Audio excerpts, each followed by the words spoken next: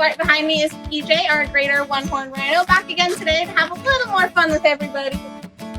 I'm Brittany, I'm one of our host stock keepers. I'm going to have some other people helping me out in just a minute. Today we're going to be showing you one of PJ's activities that we work with him on. He's actually going to be doing some paintings for us today. So when he does these paintings, he has two ways of doing them. One of them is up front with his prehensile lip. He's actually going to use almost like a kid finger painting. And then when we're doing training in the barn with him, we also do footprints with him, which we have in our gift shop. And those actually go to something really special, which we're going to have someone come over and explain in just a minute. When you're looking at him, you may notice he has lots of bumps and ripples all over his skin. So it's kind of individual to the rhino. So when we do a butt print, it's almost like taking his fingerprint. All of those ridges and bumps help the mud stick to him.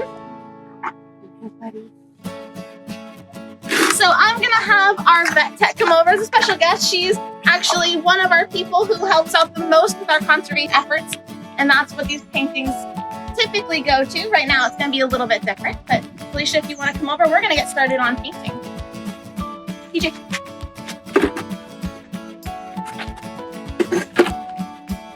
Hi everyone, my name is Felicia. As Brittany said, I'm the vet tech here at Central Florida Zoo. I'm also a member of our conservation committee, so I'm here today to talk to you about conservation. So there are many ways that painting at the zoo can help benefit conservation, whether it's indirectly or directly with field conservation. So they're doing lip paintings here with PJ today, and you can see them in our gift shop, and we might use them for keepers to go on continuing education opportunities or to help us in the zoo with our operating funds. And also we help directly with field conservation with what Brittany said was called butt prints, is where they get a print of his butt. We send those to International Rhino Foundation. So September 22nd is World Rhino Day every year, and the zoo participates in something called Roundup for Conservation. So we do different conservation organizations each year. And normally, historically, we have done IRF or International Rhino Foundation, and we help by sending them any proceeds that we get on the day that we celebrate it here at the zoo, and any proceeds that come from those butt prints that are sold in our gift shop for that day. So there are a lot of different ways the zoo tries to help promote conservation, and PJ, being an animal ambassador, he works closely with our keepers to try to help support his fellow rhinos in the wild. So International Rhino Foundation is an organization that helps to build conservation efforts for all 5 rhino species. And by doing that, they have helped save rhinos in both continents. So PJ is an Indian rhino, and there used to be less than 100 individuals left in the wild, and with conservation efforts, there's greater than about 5,000 in the wild today. So those efforts are really important to help save our wild counterparts and PJ's fellow counterparts in Indian rhinos.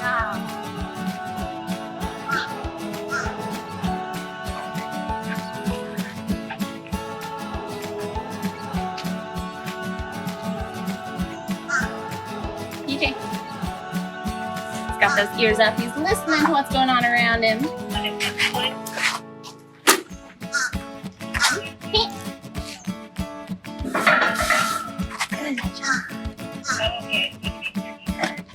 PJ.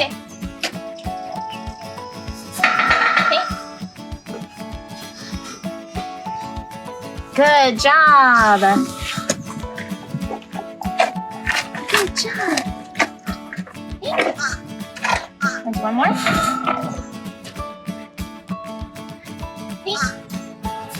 Good job. Good job.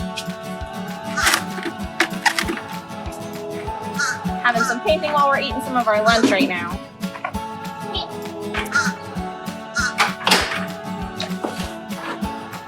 Good job.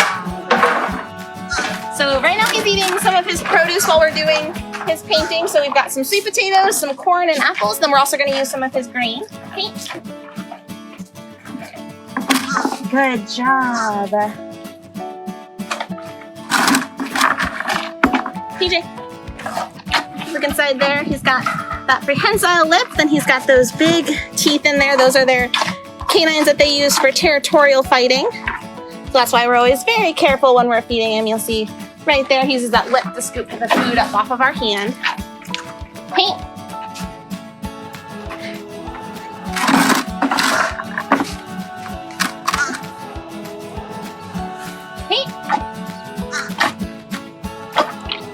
Good job. Good job.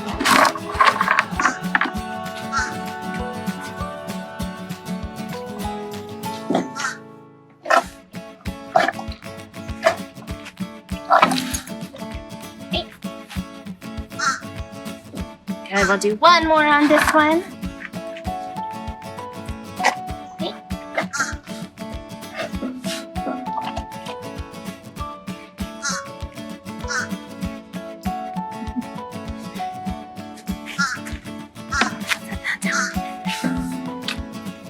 So while we're finishing up some of our paintings, I believe we're gonna do some questions. The first question is from Jeannie. She is asking, how are you going to sell this painting? So what's really special is tomorrow is National Zoo Lovers Day. So we're actually gonna have some fun stuff going on with these paintings tomorrow where they'll be available for sale. Gerald wants to know, how big do they get?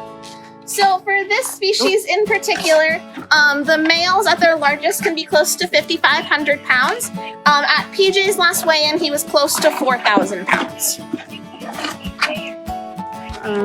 Jessie wants to know if you use special paint with him. So we do just like you would do with a child that may accidentally get it in their mouth. We use non-toxic washable paint, so all of it comes right off of him. In fact, it's a part of his painting experience that he particularly enjoys, is he does seem to really prefer when he has the hose sprayed on him. So it's something that when he's all done painting, he gets a little extra special bath afterwards.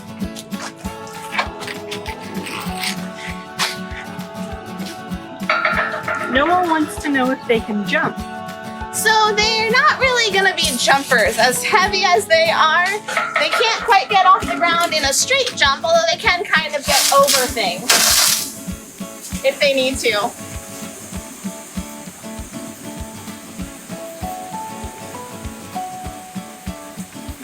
Ava wants to know how old PJ is.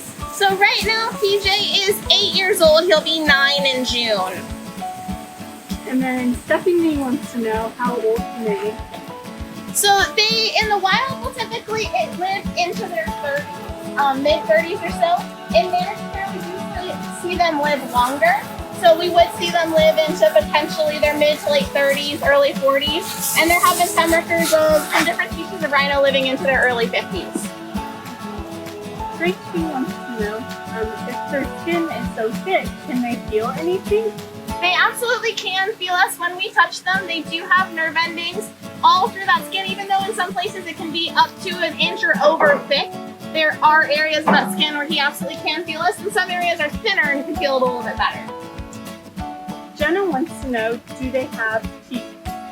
They do have teeth. So earlier in the video, we showed you those front teeth. So he has two bottom teeth, two bottom incisors that he uses for fighting.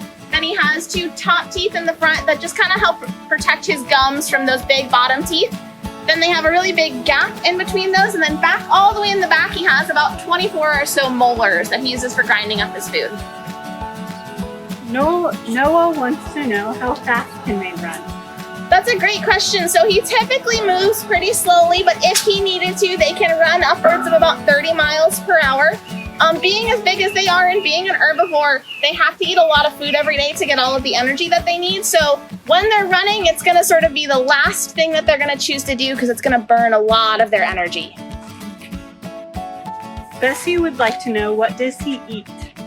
So again, he is an herbivore, so a majority of the food that he eats is going to be the hay that you see him out there enjoying right now. He does also get a compressed grain that has a lot of those extra vitamins and nutrients in it. He gets browse that we cut down, which are branches with leaves and such for him to eat, and then he does get those extra special treats, things like the sweet potatoes and apples and even lettuce. Gabby wants to know, what do they use their horn for? So this species is a little different than some of the other species. With the African species, it would be more typical to see them using that horn for territorial fighting, but this species tends to have a much smaller horn because they are semi-aquatic. It tends to be a little bit softer. So they actually use that horn more as a tool for things like pushing stuff around, moving mud around to find the plants that they may find in the water, and they're gonna rub it on things to kind of shape it and form it. Rory would like to know, what is his favorite food? For PJ, that would probably have to be his bananas. Those are the things that he seems to become most interested in when we're doing feedings. However, he does really enjoy his grain and apples as well. Just like most kids, he really likes the sweet stuff. Stephanie would like to know, do you have to condition them to get vet visits and treatments? We do. So we do training with them all of the time of just getting them used to being around people, but also being touched and prodded. We did a video, I believe, 2 weeks back where we showed you some of the training we did with our giraffes for exactly that. So he's actually trained for things like voluntary blood draws, having us check his ears and inside of his mouth, and just in general being felt over by someone other than just his keepers. Patricia would like to know, how is their hearing? So when you look at his head, you see sort of the different parts of his head. He's got really small eyes, but he's got a really big nose and really big ears. His hearing is absolutely excellent. In fact, his hearing is way better than even his eyesight. While he may only be able to see about 10 to 15 feet in front of him, and even that is fairly blurry, he can hear much further than we can. Katie would like to know, are they endangered?